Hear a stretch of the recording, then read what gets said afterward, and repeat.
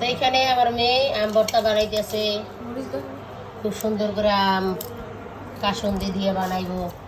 এই ভর্তাটা খাইতে খুবই মজা এই রোদের টাইমে। এইভাবে আপনারা বাড়িতে বানায় খাইবেন, দেখবেন খুবই মজা পাইবেন। একদম পরানটা কলিজাটা ঠান্ডা হয়ে যাইব। আমের ভর্তা যে কি মজা,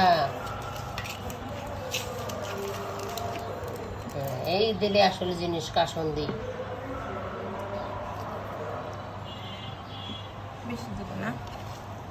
এটার ভিতরে কোনো মিষ্টি ব্যবহার করব না, খালি ভর্তা, আমের ভর্তা।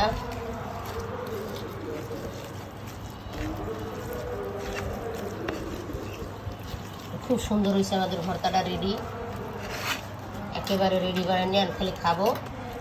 ভালো লাগলে লাইক দিবেন, শেয়ার দিবেন।